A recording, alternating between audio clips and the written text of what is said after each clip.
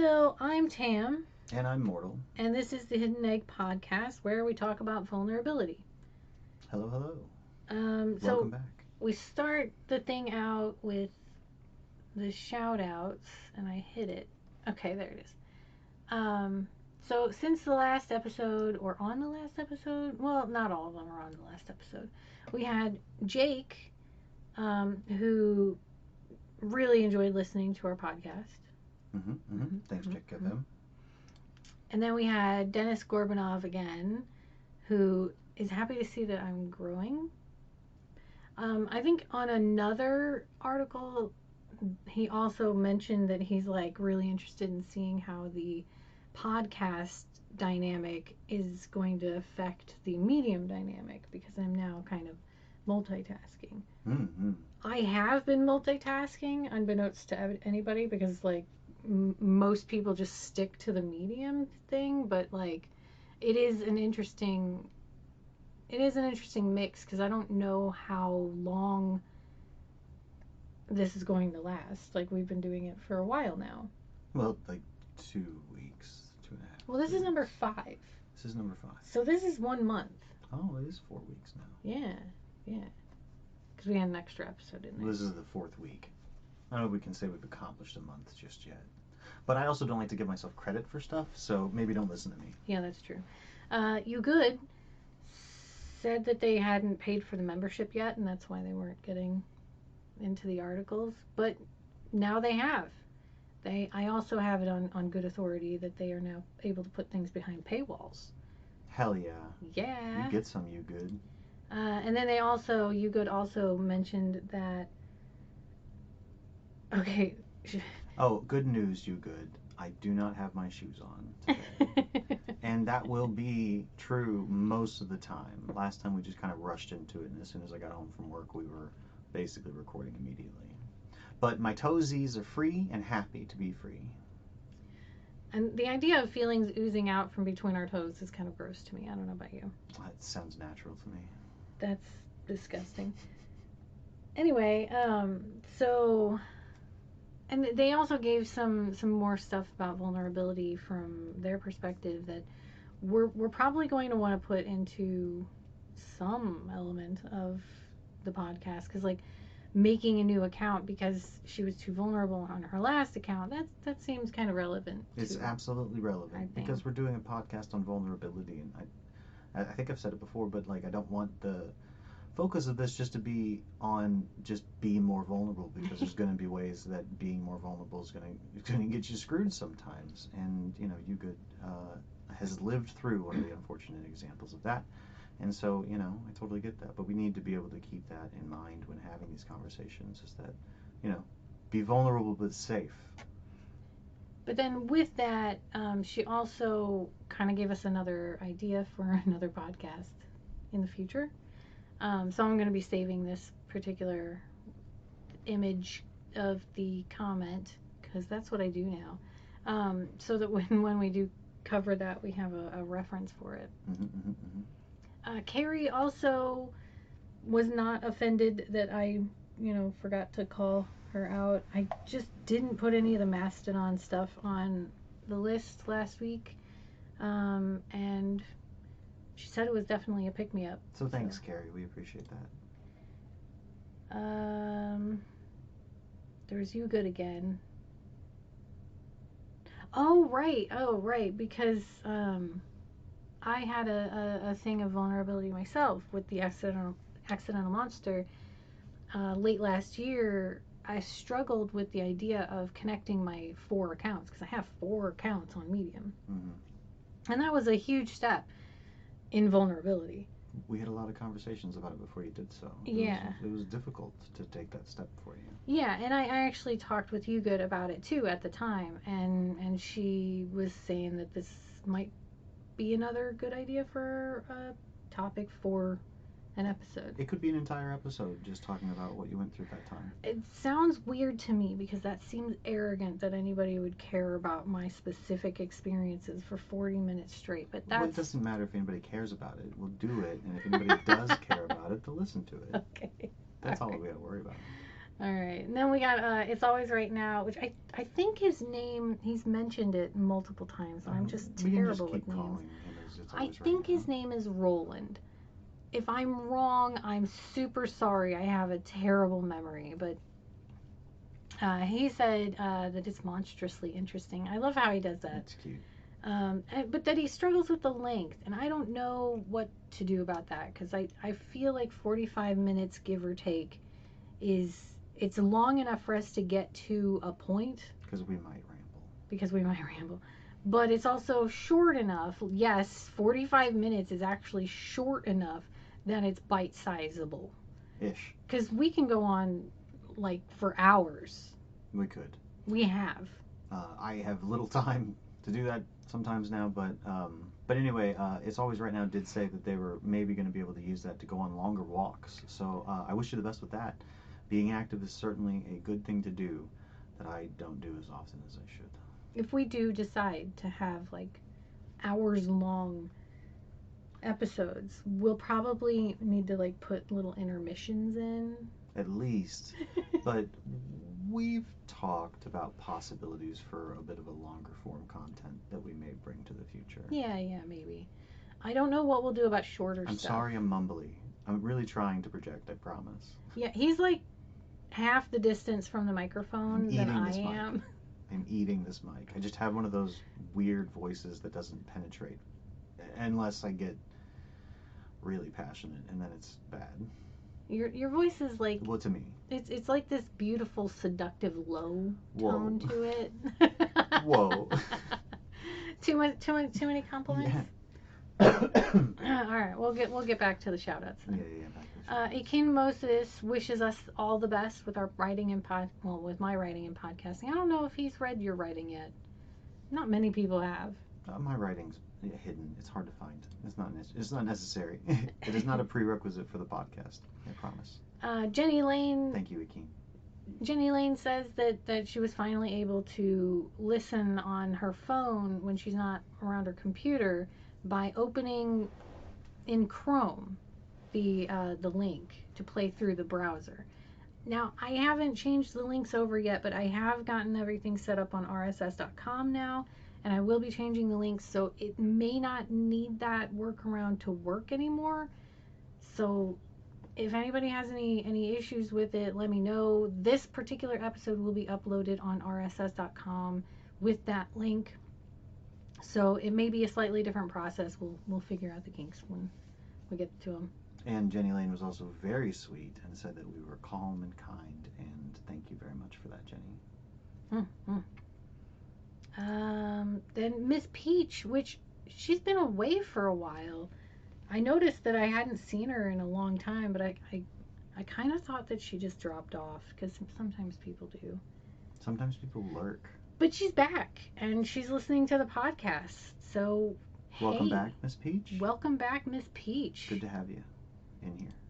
And then Sierra and Lane, who I believe, no, they're not the last comment. I have a little bit from someone else, but theirs is most definitely the longest. I love his comments. Yeah, Sierra, your comments are very well thought out and interesting to read, and I adore actually reading them. I did get to reading your comment from last week on anger, and we're definitely gonna keep that in mind as a whole episode on anger. Absolutely. So yeah, thank you.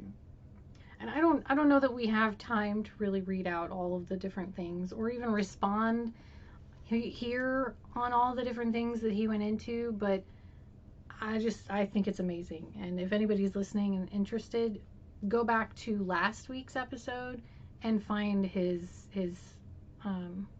comment on the Medium article, because it's a doozy, but it's very insightful, and there was a lot to say. Well, it is Medium. It's a reading social media site to begin with. So, if you're not here for reading, then what are you here for? But I might go back and respond myself, Sierra. I don't know if you knew this, but this podcast series is now available on different platforms, like podcasty platforms. Like our podcast Yeah. series? Yeah. Oh. I haven't put it on like Pandora or iHeartRadio yet because that's all I have to do that stuff manually. But yeah, it's on some places. Like, okay, if I ask you where, it sounds like that crazy weird stuff where you like, where can you find it? And it's all advertising, but I do want to know, but I'm now feeling awkward about it asking on air. So thank you for showing me a visual. Yeah. I don't know that I'm going to read them out because of my current awkward feeling. So I'm not going to. If you Okay. want to, you're allowed to. Well, It doesn't it's bother me. definitely on Spotify and Amazon Music at the very least. And I did actually get it put on Apple Podcasts, but I haven't had the time to test to see if that actually puts it on iTunes as well. I don't know. There's so much I don't know, and that took me so much that I haven't even gotten to the other 6 yet. Wow. I know it's kind of Don't a don't lot. overdo it. You know, I am like take not. care of yourself. I am not. I'm just I want to get it out there, you know. I understand. But yeah. So and the last comment. Oh, I forgot. Go back over there. The last comment was from Lorna Delon, and she said, and again, if I'm butchering names, please somebody let me know. Um, and she was just really like she just likes the fact that she can. It feels like she can join in any moment, at any point, which is what she has historically said about this. It just sounds like Homey.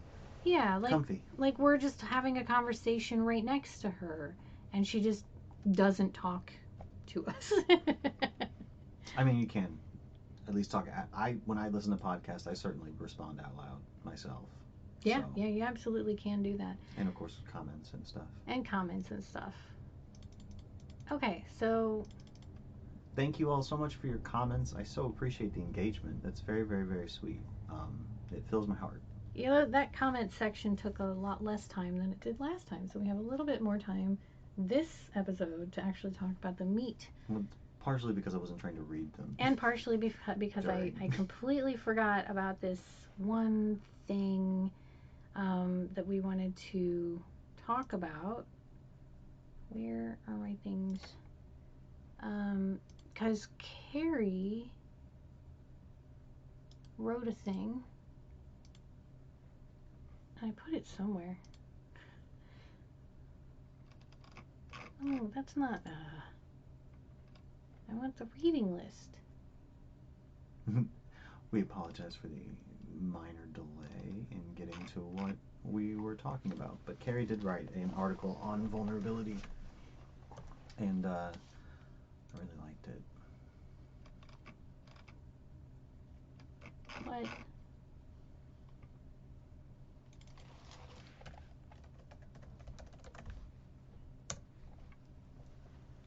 Somebody is home.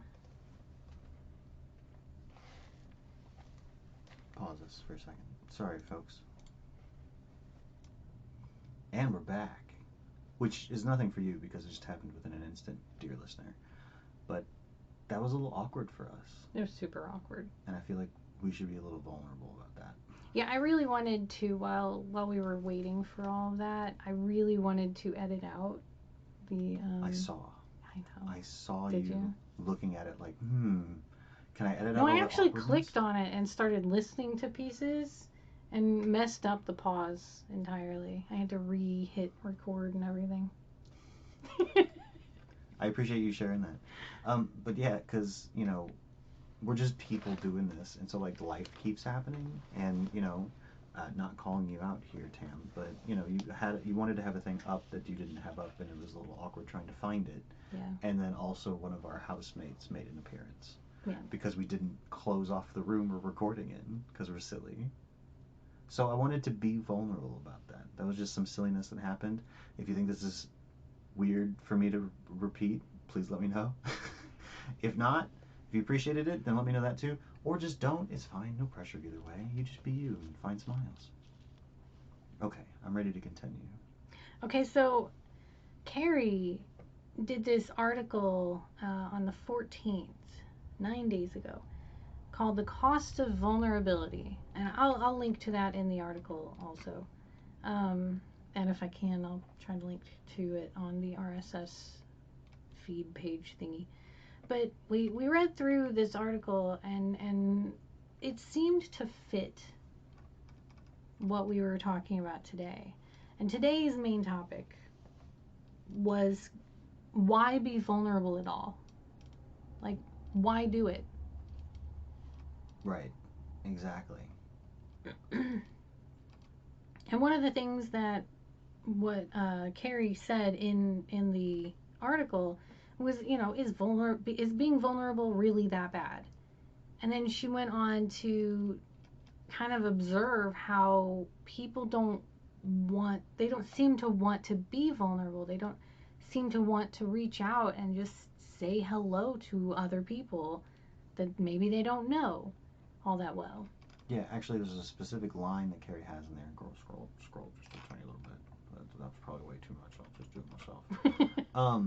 Where I watch people completely close themselves off to the people and the world around them, and it's heartbreaking. And I so fully understand and agree with that. That being said, there's people that struggle with agoraphobia and social anxiety and stuff like that, and it can be difficult to just be like, hey, just get out there. But at the same time, a lot of people that you can run into are really just looking for other people to be positive with. May not look like it a lot at the beginning, but there's a lot of people out there that are really just trying to do the best they can and do the best they can for those around them. There's also some closed-minded, shitty people too. So, yeah. Yeah. Yeah, and one of the things I actually stated in my comment on that article was that, like, there are hate groups, right? And those hate groups make it difficult to want to go outside because you become fearful, you know, of those hate groups. But in doing that, you actually end up being vulnerable or being susceptible even to other hate groups picking you up so that they can protect you by making you hate the hate groups that you were afraid of. Yeah, I don't have data to back this up at this particular moment, but I've read enough to know that there's a bunch of young white men that are just being rounded up by white supremacists and told that, like, all the pain that they're feeling is caused by, I mean, it's the same shit that Hitler did in the fucking 30s. So, like, being able to prey upon people's weaknesses and turn them against others is something that happens when you're just looking to be part of a community. Um, which is why I just advocate that we just don't hate anybody. We just don't need to really hate anybody. I think hate's too much effort. Hate is a lot of effort. Like, you could spend that effort on yourself, on making yourself happier. There are so many other joy, things to do people you love. Yeah. With that hate effort. In my opinion, I don't want to take away anybody's feelings. You don't want to take away anybody's ability to hate. I don't, actually. There's things that I hate. I fucking hate coleslaw. That's true. You do hate coleslaw. Kind of hate ketchup, too. Yeah, you hate ketchup, too. But, I'm weird. It's fine. I hate mint. Alright, so we're all weird in our own ways. But I really did think, I'm going to jump in real quick. I really did think another poignant point from Carrie's article was I'm going to go ahead and read this whole paragraph out loud. Is that okay? Okay. When you're already alone, maybe you're fighting a dark place, but you're risking nothing. You stand to gain. The worst that can happen is that you find that the person isn't your favorite person, but you've lost nothing. So why not keep trying? And that last sentence, so why not keep trying? That, I think, is where human strength is really found, is being kicked back down by the world so often, but still getting up and dusting yourself off, making sure you're taking care of yourself and trying again. I think that's really important to put out there. I agree. So thanks, Carrie. Also, you're a sweetie. So that factors into the first reason that I found, because I did research, you know me. That's how I come up with these outlines for the podcast. The first one was really that it helps you to connect to others. That's why that's like the most common reason that people will say that you should learn to be vulnerable, because being able to connect to others in all relationships builds intimacy and trust between people. Yes. So much. So much. Do you mind if I go on a tangent here? Go on Uh, you don't have to believe this necessarily, dear listener, but I spent a good period of my like early adulthood and young adult life um, just really like suppressing the hell out of everything that I really thought or wanted. I found that being a people pleaser was a lot more comfortable of a place than worrying about what it was that I wanted or needed or felt bad or good about. And so I really lacked in vulnerability. I wasn't showing my ass, showing myself to people in such a way that they could learn who I was. And I didn't even know it was a problem actually until Tam figured out that I wasn't really showing myself very much and started kind of beating on that wall and saying, "There's stuff in here. At least look at it yourself, mortal." And I've been trying to for the past like 7 years just look at it myself. And the connections that I'm making now with other people, they're so much more colorful or engaging than the ones I had when I was 20. Because as much as I'm getting to know them, like I've always gotten to know people, they're starting to know things about me. They're starting to be able to say things that matter to me, and that's kind of new for new people. It's really funny that you came from that direction because I came from objectively a more childish perspective. Because like when I was younger, I had to I was almost like too vulnerable. I trusted too much, and it wasn't like I trusted in an innocent way. I trusted in a way that was like I used all of the secret things that I should have been able to protect inside of myself and love inside of myself, and I used those as weapons. I used my vulnerability as weapons against other people, which it sounds like it should be impossible, but I don't know how to exactly explain and express how it's possible to you. I'm just going to let you know that's what happened. It's complex. Of course. And maybe we'll get into it at some other Maybe time. at some point we'll Or get maybe into you'll that. write an article about it sometime. Maybe. I don't know.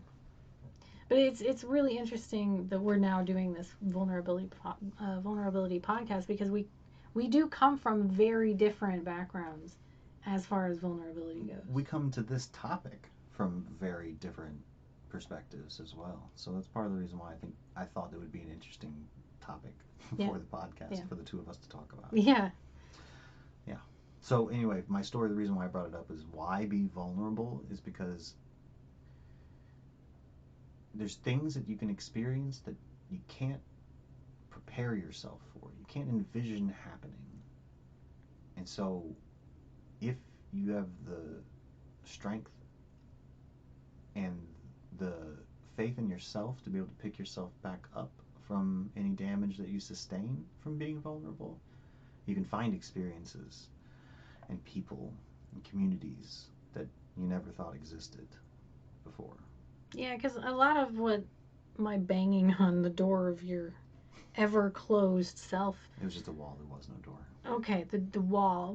Most of like what I brought to you during that time was me being like, look, I know that you don't want to feel the pain, you don't want to feel the anger, you don't want to feel the guilt and the betrayals, but like the less you allow yourself to feel those things, the less you're actually feeling of the joys and the happies and the loves and the euphorias and the excitements.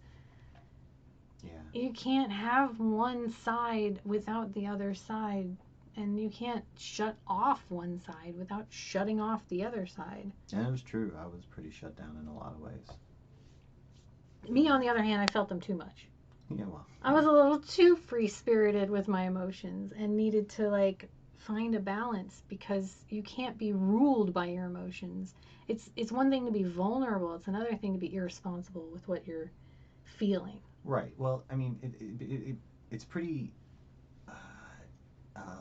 delicate. It's a pretty delicate thing because your emotions are going to lie to you in certain ways. You know, they're going to tell you facts that are incorrect, but they'll always tell you exactly how you're feeling about those facts. And it's very important to realize that one is very important to you, at least personally, and the Other stuff maybe could be benefited by a little bit of a rational eye at moments. But like how you feel is important. The facts leading up to justifying how you feel aren't necessarily always going to be real. Because your brain comes up with that shit just to justify things, to protect you. I don't know why I'm saying things anymore. Ever at all. Kinda, but let's keep going. It'll be great. So another section of things that the internet says are reasons for why to be vulnerable are for your general well-being, because being vulnerable reduces your stress, and we all know that reducing your stress helps your physical self in so many ways. Did the internet happen to indicate how being vulnerable reduces your stress? Yes, because you confront the issues that are stressing you out. Ah, yes. Okay. And thus learn how to cope with them in better ways. So like being vulnerable in such a way that you can look at what is bothering you, and if you're trying to be invulnerable, you wouldn't look at the things that are affecting you. Right. You wouldn't want to see them as weaknesses. You might play video games to run away from them, or drink, or other drugs, or do something so that you don't have to feel how you're feeling, but your body, like our feelings happen in our body.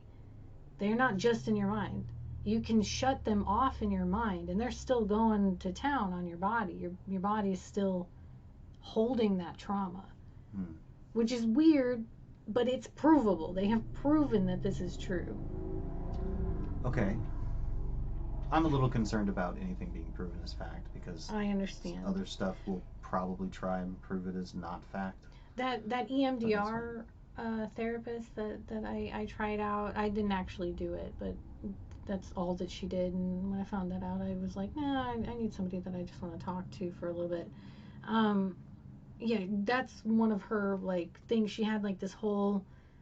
I have it screenshotted somewhere. I didn't think about it, but that's okay.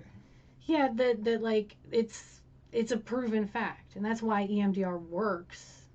Because it takes the pain from the places of the body and actually reduces your physiological stress that happens beneath your awareness by taking it out of your body back into your consciousness and then teaching you how to cope with it in healthier ways. Okay. It's real weird. The brain is weird. The brain feelings, is weird. Feelings are weird. Feelings are also weird. And beautiful. But it also helps, being vulnerable also helps your well-being by helping you to know yourself better and raising your self-esteem. And I agree with that. Because when you allow yourself to be vulnerable, whether it's just with yourself or others, then you do absolutely learn more about yourself. You learn more about your boundaries and everything. Yeah. What brings you happiness. You grow as a person. Mm-hmm. And then the other major one was that in a job, if you are vulnerable with, obviously it's a little different being vulnerable with like a boss or your coworkers, but if you can allow yourself to be vulnerable, like taking responsibility for the things that you've done wrong, which you are very good at this aspect. I have so much to say about this. It shows that you are taking responsibility for your faults, and thus you are then more trustworthy as a result, which is not what normal people would consider as the result. No, I see it all the time. I've been with my corporation for roughly a decade, a little bit more now.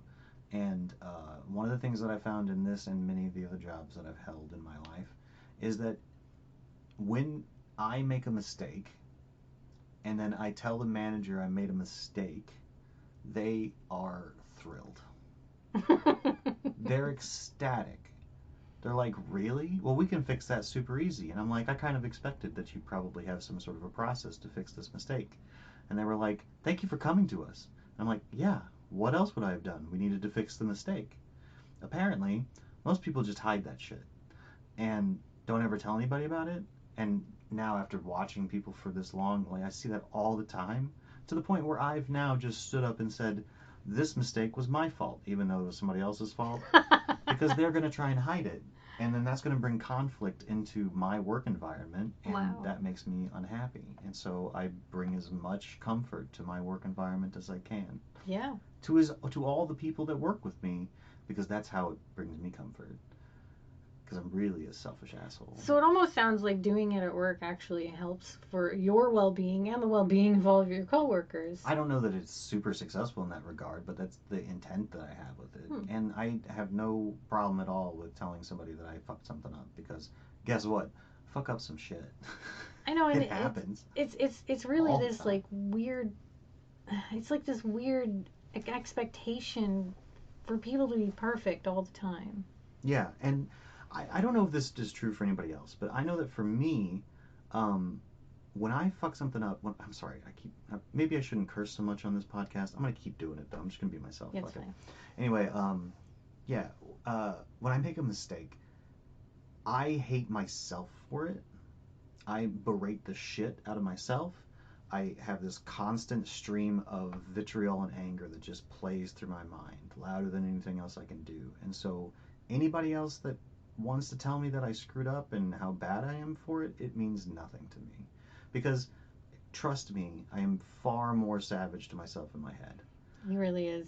So, like, I think that people's self-judgment, this is just a hypothesis basically, I think people's self-judgment is what really is the thing that prevents people from being, vulnerable about their mistakes. I think you're right. Doing a fuck up. They're so afraid that what they're already hearing from themselves will happen from somebody they respect or care about. And or are afraid of. I think on top of that, a lot of it is that we don't want to confront that part of ourselves. Sure, yeah. And so because it's scary enough as it is. And so why would I want to confront somebody else saying the same thing that this part of me I don't want to confront is going to say? Because that just gives it more power. Makes it real. Yeah. In a certain regard. Yeah. Mm-hmm. So I think that that's what happens a lot. I don't know why I got lucky in the way that, like, somebody else telling me I'm a piece of shit means nothing to me because I'm already telling myself I'm a piece of shit. Let's be honest. You're not super lucky in that, you haven't found a way around your self-hatred demon. No, I haven't. I've learned a couple of coping tactics that keep him somewhat satiated. I have a few aspects of myself that I regularly sacrifice to sate his bloodlust. And he sometimes smiles at me now. Oh, that's nice. That's kind of a joke. Yeah, so I just pretend. I think it's more that you have this trade-off. Sorry, the microphone usually is balanced by my purse on this end, and I didn't do that this time because I Interesting. So janky. I love it. I know. It's fantastic. We're professionals. We're garage professionals. Not even. Okay, so I guess we'll kind of move on to the other section of this. Yes, there's another section of why to be vulnerable, and that is why not? Because if you're going to look at things of why you should do a thing, you should also be able to understand when it's okay to not do that thing. Right. Absolutely. And, I'm going to be really uncomfortable trying to come up with rules. I have three. I'm so glad. And I couldn't think of any more, and I don't know how to research it, so it wasn't Google backed this time. Okay, so this is just you and me talking. This is just my. So, dear listener, don't take our words as fact. Right. Yeah. So, the first one, I would say, and actually, this is the second one on my list, but the first one I think we should probably go over is if you're emotionally overtaxed or otherwise your mental health is just not up to snuff to do that. So like in those instances where you're looking at your big self-hatred demon or whatever is judging you and you're in a depressed place, yeah, maybe that's not a good time to be vulnerable. That's a good time to find people that are trustworthy, and maybe you can be vulnerable to them, but it could be a time for like self-love or just basic self-care. If you're into video gaming, basically turtle up and heal. Right. It's not necessarily something that I would advise everybody to do willy-nilly, because there's a lot of really serious mental health needs that need to be addressed. Need to be helped. The depression or the vulnerability could really worsen. Mm-hmm. The depressed person could very easily spiral into a suicidal ideology from one vulnerable experience. It's a possibility. And so I would say, and it's my opinion, and I'm not a professional, but I would say that is one of the big, like, just maybe don't do it on your own. Maybe get a therapist or some other person to help guide you through being vulnerable if you're also dealing with a mental illness. Yes, if you have available to you a trained professional, or you can get one available to you, then that would be the best place to start. If you don't have that available to you because healthcare is not cheap, a trusted friend, somebody you that has been doing good by you for years, if not decades, Right. at least talk with them about it. Because especially if you are not in the best state, then you're already vulnerable. If you Right. are low in a That's a in a good mental point. health capacity, then you're kind of being forced into vulnerability. You have a place where you could be attacked and it would do serious damage. And so when I think vulnerability as a choice, that's Mm. the time when you can choose vulnerability, when you feel capable of making that choice, then that's the time to really choose that. Otherwise, if you're not in the best place and you do need to turtle up and heal, sure, be vulnerable to people that you know and you care about and you know care about you, Right. but maybe not strangers But like even people yet. who yet but even people who aren't dealing with mental health issues, I think it's still important to note that like it's okay if you're not feeling up to it to not Right. sometimes. And actually, yeah, I really support that because, like, okay, it's going to be kind of a duality again, as everything is, it seems like. Um, but you got to kind of go with your gut, like how you feel about it. Like Yeah. if you're talking with somebody Well, and you understand that you currently have the option of vulnerability, but you have a gut feeling that tells you that maybe you shouldn't do this. I don't know, maybe give it a second thought. And I see you saying, well, and that's the duality I'm talking about because sometimes you do have to go against the gut feeling. right. And I get that. But If you're I don't not used to know. being vulnerable, then that gut feeling is going to keep you from being vulnerable. Right, but each human experience is its own progression of different stat points, and so it's going to be very difficult for anyone to give anyone else advice along that path, because like some of it's going to have to be trial and error. You're going to have to see how your psyche responds to certain things, and then learn how to deal with it when it responds in Well, I that mean, way. that's And that's that's going to be kind hard. of why I'm just saying like even if you're not mentally ill in some way, like it's okay in a moment. It's really just important to note how many moments are you having, and if it becomes a consistent thing where you just can't be vulnerable ever, or you're very rarely being vulnerable, then either reevaluate that mental health thing, or reevaluate that maybe you're not honest with yourself about how capable you are of being vulnerable. Like there's one of those two has to be true because we are vulnerable creatures by nature. We squishy. We are squishy, We squishy as and fuck. we're very social creatures. So like not being able to share our vulnerable selves with other people on a fairly regular basis, doesn't have to be all the time, but regular enough, like that's gonna take its toll. So if you're not able to do that, I would say that maybe that's a time where reevaluate why you're not able to do that and go from there.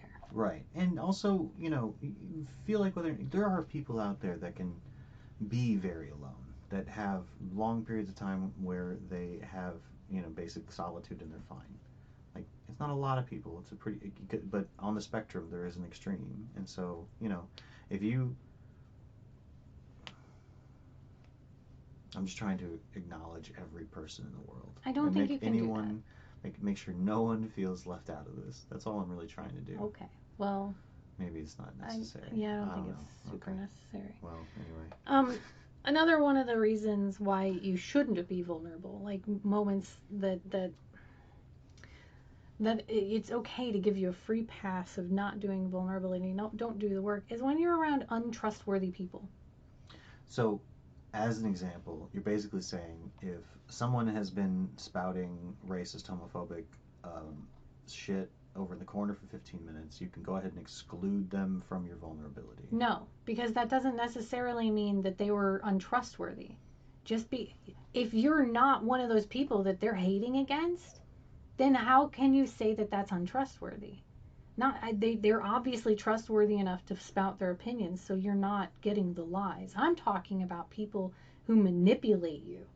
People that may actually tell you what you think you should be able to hear out of a trustworthy person, but then do something completely different than what you expected with that information. Like what one of my exes did, where, they convinced me that they wanted to stay with me while they were actively emotionally torturing me to make me leave. Right, they were trying to push you away.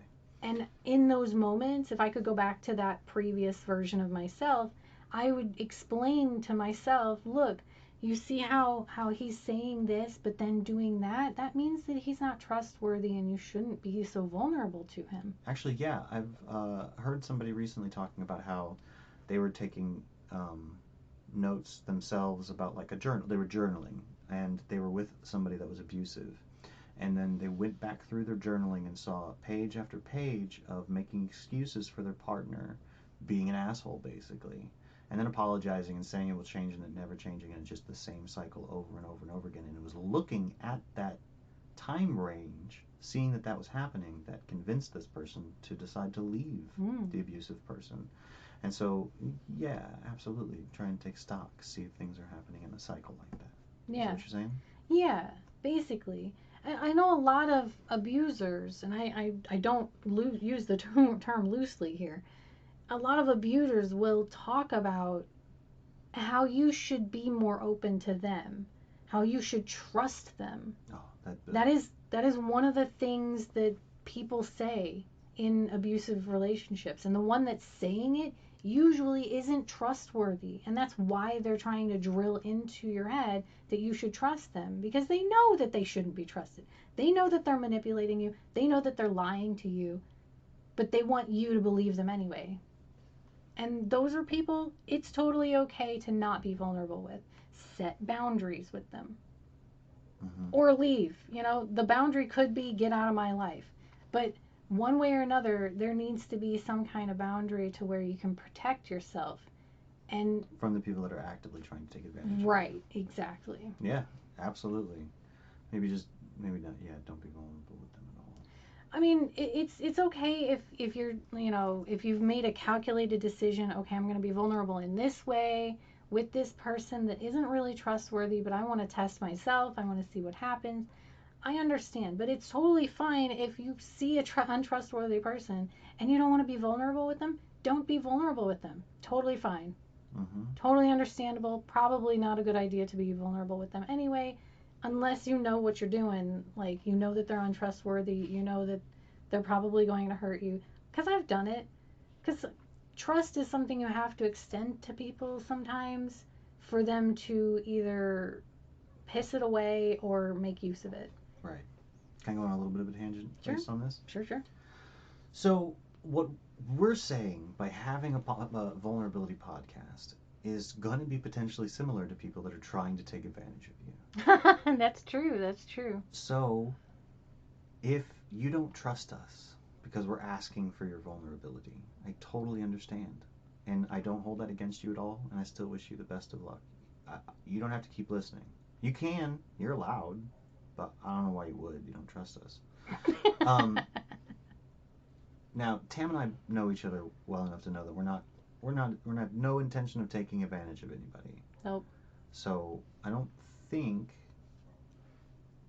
hope that by the two of us, if either one of us did start to veer into territory like that, that the other one would be able to call the other one out on it.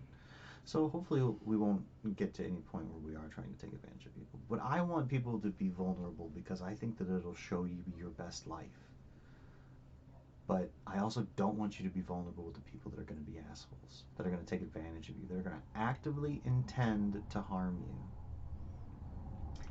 That kind of leads into the third category of reasons to not, or events that you shouldn't maybe be vulnerable. And that is when it's sensitive information.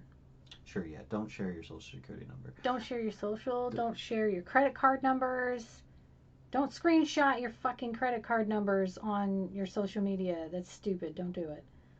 Don't share your medical information, and in some cases, don't even share your name or address. Yeah, I won't be sharing my name for a while. Yeah. There's a new visual novel game. It's a tax assistant dating simulator. What? And I believe, if the tiny bits that I've heard of are true, that at one point it says, "Is this your actual social security number?" So I don't know, but it's anime girls, and so it was funny to me. Anyway, don't share your personal information online. Right. It's a pretty basic rule, I think, at this point of internet security, but it never hurts to keep reinforcing. Yeah, but the there's basics. still people that like they're trying to do dating, and one person asks the other person for personal stuff, sometimes nudes. That's personal. That's sensitive info too. You don't want to send your nudes over to some stranger, and then your your your your sensitive spots are just plastered all over the internet. That's not a great idea. Not that that's how it's necessarily going to happen, but you don't know. They're a stranger. Yes, don't ever send your nudes without consent. And that also.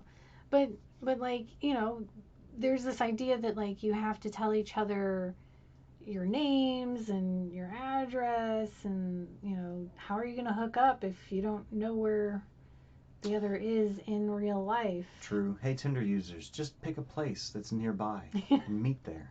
Maybe do a hotel if you need a place that's private. Sure. That's so fast. I'm just saying, I'm Tinder goes fast. All right, it's been a long time since I've dated. We don't have to do this. Let's go back to my place or your place business. You can do hotels. They exist for a reason. Sure. Okay. Mm-hmm. And they're public. Something happens in there. Somebody's going to be nearby when you scream. Right. Yep. Yep. Absolutely. Got dark. Keep it light. So that's all I have really for and on that note. Yeah. For why to be vulnerable. I'm sure there's so much more that we could say about it. Of course. These are infinite topics. But every perspective is going to add something new to add. I felt like this was a good, initial thing. And maybe we'll come back to it at some point and talk about it later. I don't know. Yeah, I wonder, because, we can't listen to all 5 at once, but I wonder how these 5 shape up as, the intro to what could be a long-form podcast. I don't know. We'll see. Because, these 5 were all us. Speaking of... Well, except for the comments. Of course, next one. The next episode. We're going to start doing the suggestions. Right. So the next episode is You Good's suggestion of handling compliments. Right. That'll be so fun. Because that was the first suggestion we ever got, but we've waited 5 episodes to actually do it. So now we get to delve into that. Here's a brief preview. Every one of your compliments that I've seen and heard and read so far, I appreciate and adore and love. I don't really believe you. Yeah, I mean, they got a little taste of it earlier in this episode when I... Yeah, because you're right in my face complimenting. How dare you? To your face. To my face. How could you? How could I? Yeah. All right. Well, I think we're wrapping up here. So. Okay. Well, thank you so much, listeners, for hanging out with us again. I'm so glad that this matters to you. It's great. So I hope you all find smiles this day. And I'm the Accidental Monster on Medium, Patreon, Mastodon. I don't know, wherever I've signed up for lately. And until next time, follow each other, follow the dopamine, and follow yourselves, always.